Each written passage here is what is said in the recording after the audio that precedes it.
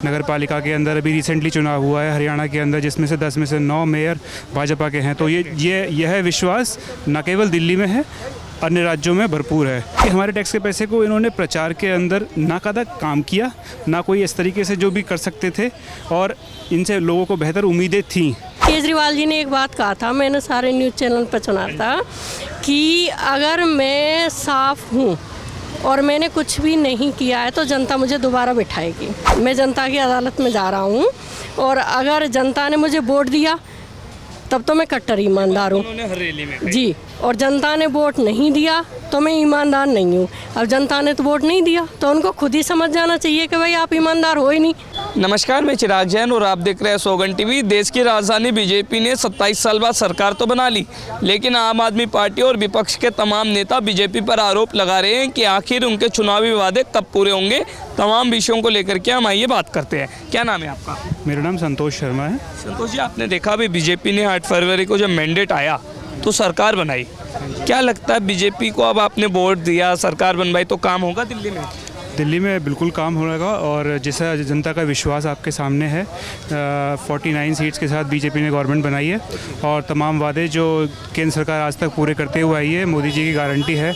और आप अन्य राज्यों में देख रहे हैं जिस तरीके से महिला सम्मान निधि मिलती है और अपने रोडों का विकास होता है। नगर पालिका के अंदर अभी रिसेंटली चुनाव हुआ है हरियाणा के अंदर, जिसमें से 10 में से 9 मेयर भाजपा के हैं। तो यह विश्वास न केवल दिल्ली में है, अन्य राज्यों में भरपूर है।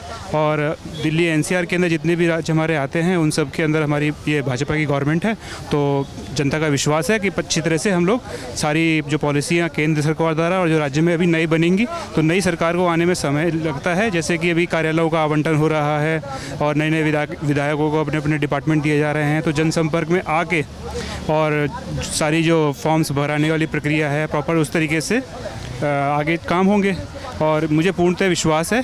और रही बात इसकी कि कंपैरिजन में कि इससे पहले वाली जो 10 से 12 साल में जो गवर्नमेंट रही, उसने अभी पंजाब में उनकी गवर्नमेंट है, आज उन्होंने 1000 रुपये का वादा किया और लगभग 3 साल पूरे होने को हैं। तो भगवंत मान सरकार हो या आम आदमी पार्टी के संयोजक अरविंद केजरीवाल जी रहे हैं, तो वो है खुद अपनी बात को बताया ना कि अपने राज्य में जिनकी सरकार है तो वहाँ उन्होंने वो पैसे दिए।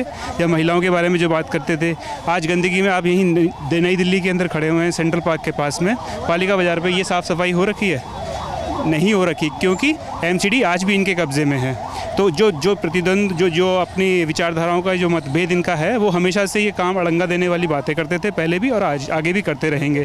तो जब तक भाजपा केंद्र नीति और राज्य में जो बनी भाजपा नई सरकार है। क्या कारण लगता है कि आम आदमी पार्टी लगातार जीतती चली जा रही थी, 3 टर्म उनके रहे, फिर एकदम से हार गई, 22 पर ही सिमट गई, क्या कारण मानते?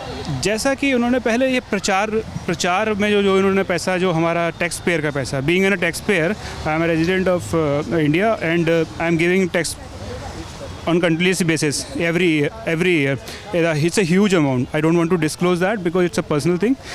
मैं वैसे ही बताना चाहता हूँ कि हमारे टैक्स के पैसे को इन्होंने प्रचार के अंदर नाकादा काम किया, ना कोई इस तरीके से जो भी कर सकते थे, और इनसे लोगों को बेहतर उम्मीदें थीं। मैंने नहीं, लेकिन और लोगों ने जिस उम्मीदों से इनके संग इनको वोट दिया, समर्थन दिया, लेकिन इन्होंने आज तक कोई भी उस पर खड़े नहीं उतरे। जिस प्रचार से ये ऊपर उठे उसी प्रचार की तरह से एकदम से ये चले गए, और आने वाले टाइम में देखेंगे आप कि पंजाब में भी इनकी गवर्नमेंट चली जाएगी। मैम, आपका क्या नाम है? सीमा शर्मा। शर्मा जी, सबसे पहले तो आप ये बताइए कि इस बार बीजेपी को वोट देने का क्या कारण रहा? बीजेपी की सरकार आपने बनवाई, क्या कारण है? जी, सबसे पहले तो मैंने वोट दिया है भ्रष्टाचार के खिलाफ, जो अरविंद केजरीवाल पर और उनकी पूरी पार्टी पर जितने भी नेता हैं, जो सब पर भ्रष्टाचार के आरोप हैं। अरविंद केजरीवाल जी फ्री नहीं हुए, वो जमानत पर बाहर हैं, ना कि वो कि उनसे हट गया है कि भाई वो उन्होंने भ्रष्टाचार नहीं किया है या वो सब दूध के धुले हो गए। नंबर दूसरी बात, जितनी भी वो रोते रहते हैं जगह जगह जगह जगह जगह जगह, कभी कहते हैं मुझे एलजी साहब ने काम नहीं करने दिया, कभी कहते हैं मुझे प्रधानमंत्री जी ने काम नहीं करने दिया, कभी एमसीडी थी यहाँ बीजेपी की और जब वो सीएम थे तब कहते थे एमसीडी वाले काम नहीं करते हैं। तो जो वो शुरू से रोते हुए आए, उसको देखते हुए मैंने बीजेपी को वोट दिया। ये कारण रहा। मुझे लगता है आपने सारी पोल खोल दी, लेकिन एक बात बताइए मैम, जब आप अरविंद केजरीवाल पावर में थे, सेंट्रल में थे, तो वो ये कहते थे हमने महिलाओं को फ्री सुविधाएं दी हैं, फ्री बस राइड कराई है, फ्री तीर्थ पर लेकर गए, फिर आखिर बीजेपी को वोट क्यों? जी फ्री का नहीं चाहिए। देखो हम लोग जो खुद कमाते हैं और टैक्स देते हैं वो फ्री पे आधारित नहीं है कि हाँ मैं टीचर हूँ तो आज मैं बच्चों को पढ़ा रही हूँ, सैलरी मिल रही है तो मैं फ्री पे नहीं हूँ, मैं दे सकती हूँ। अपना किराया 5 रुपया 10 रुपया लगता है वो तो दे सकती हूँ ना, पर इसका मतलब ये नहीं है कि आप फ्री कर दो और फिर उसके बाद जो जनता का है उसे सबे समेटो सारा कुछ और फिर बोलो जी हमने तो भ्रष्टाचार। अब केजरीवाल जी ने एक बात कहा था, मैंने सारे न्यूज़ चैनल पर सुना था कि अगर मैं साफ हूँ और मैंने कुछ भी नहीं किया है तो जनता मुझे दोबारा बिठाएगी। मैं जनता की अदालत में जा रहा हूँ और अगर जनता ने मुझे वोट दिया तब तो मैं कट्टर ईमानदार हूँ। उन्होंने हर रैली में जी, और जनता ने वोट नहीं दिया तो मैं ईमानदार नहीं हूँ। अब जनता ने तो वोट नहीं दिया तो उनको खुद ही समझ जाना चाहिए कि भाई आप ईमानदार हो ही नहीं। तो इसलिए जो ढोंग करते हैं ना कि हाँ उनकी स्वाति मालीवाल थी, उसने कितनी अच्छी बात बोली थी। इन्होंने पहले तो कहा कि हाँ भाई हमारे बंदे ने किया है ये काम पिटवाया है और उसके बाद बोलते हैं जी ये ज़बरदस्ती आ गई। तो उसने अपना एक पॉइंट रखा था कि मैं गार्ड तो होता है ना गेट पे, मैं ज़बरदस्ती कैसे घुस सकती हूँ, मुझे वहीं रोक देना चाहिए था। तो इसलिए केजरीवाल जी बहुत ज़्यादा झूठे हैं और झूठ ज़्यादा दिन नहीं चलता है और जो मोदी जी ने किया है वो कोई नहीं अच्छा, आपकी भी सच बताइएगा। 8 मार्च को निगाह तो होगी कि बीजेपी 2500 रुपये जरूर देगी पर वो पैसे नहीं आए। होली पर बोला था सिलेंडर देंगे वो भी नहीं आया, तो आप इस पर क्या कहना चाहते हैं? नहीं, सब कुछ बिल्कुल नहीं, जो सब कुछ मोदी जी ने जो कहा है वो करेंगे। ऐसा नहीं है कि जादू की छड़ियाँ घुमाई और तुरंत से हो गया। इतना बड़ा देश है, इतने लोग हैं, सिस्टम से सब होता है।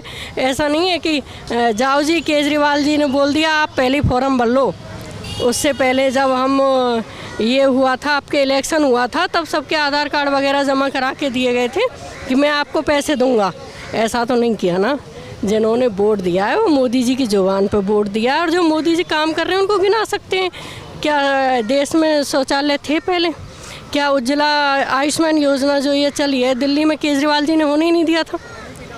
अब हो गया ना। तो ऐसा नहीं है, उन्होंने 370 भी हटाई थी, उन्होंने राम मंदिर भी बनवाया था, इतने फ्लाईओवर बने हैं, इतने एक भी घोटाले नहीं हुए हैं जो पहले घोटाले तो मोदी जी करेंगे। और हम सब 140 करोड़ देशवासी ही उनका परिवार है, वो अपने बच्चों के लिए नहीं करते। अब केजरीवाल जी ने तो बच्चों को भी आगे कर दिया कि हाँ भाई बच्चों को आगे कर देते हैं। पहले कहते थे गाड़ी नहीं लेंगे। आप 11 साल से पहले केजरीवाल जी की फ़ोटो देखना, केजरीवाल जी में एक धक्का मारो तो बहुत दूर जाके गिरेंगे।